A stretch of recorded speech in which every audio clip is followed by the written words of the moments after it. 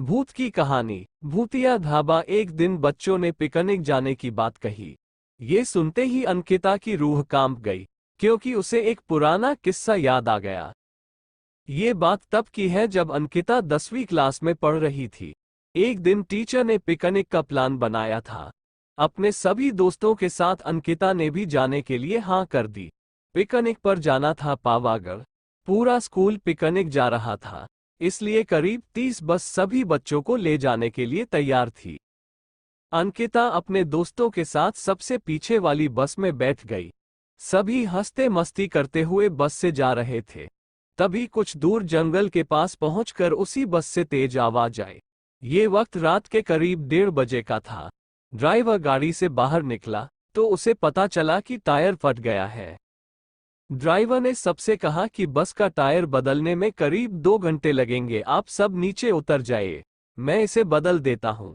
आप लोग पास के ढाबे में जा सकते हैं, वहाँ गर्म गर्म चाय पी लीजिए और मैं इस टायर को फटाफट बदलने की कोशिश करता हूँ। ड्राइवर की बात सुनकर सभी बस से उतर गए और पैदल चलते हुए पास के ढाबे में पहुंचे। वहां एक बूढ़ा व्यक्ति चाय बना रहा था। इतनी रात को ढाबा खुला हुआ और किसी इंसान को चाय बनाते देख सबको हैरानी हुई। उस बूढ़े इंसान ने कहा, आप सब चाय पी लीजिए, यहाँ अक्सर लोगों की गाड़ी खराब हो जाती है, इसलिए मैं भी अपना ढाबा हरदम खुला रखता हूँ। आप जैसे राहगीरों को कुछ मदद हो जाती है। उनकी बात सुनकर सबने चाय का ऑर्डर दे दिया। उन्होंने कुछ ही देर में सबके लिए चाय बनाकर मेज पर रख दी। चाय पीते हुए अंकिता की आंखें एकदम ढाबे की छत की तरफ गई। वहां अंकिता ने एक औरत को सफेद रंग की साड़ी में खुले बाल लहराते हुए देखा। कुछ देर बाद वो जोर जोर से हंसने लगी। भले ही हंसने की आवाज किसी को सुनाई नहीं दे रही थी, लेकिन अंकिता ने उसे मुंह खोलकर हंसते हुए देखा था। सब देखकर अंकिता ने डर के मारे आंखें नीचे झुका ली। कांपते हुए किसी तरह से अंकिता ने चाय दोबारा पीना शुरू ही किया थी कि उसी वक्त जोर जोर से किसी के चिल्लाने की आवाज जंगल की ओर से आई। ढाबे में बैठे हुए सभी बच्चे और टीचर उस आवाज को सुनकर डर गए। सबको डरा हुआ देखकर उस बूढ़े इंसान ने कहा कि मैं देखकर आता हूँ क्या हुआ है, आप लोग यहीं बैठे रहो।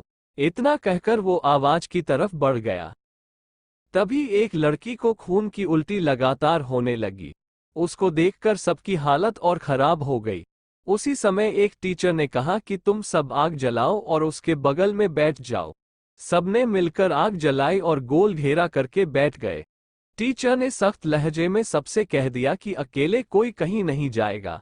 वैसे भी सब इतना डरे हुए थे कि अकेले कहीं जाने की हिम्मत हो नहीं रही थी। टीचर ने बस में बैठते ही सबको कहा कि कोई एक दूसरे से बात नहीं करेगा, सीधे सब सो जाओ। टीचर की बात मानकर सब चुपचाप बस में ही सो गए।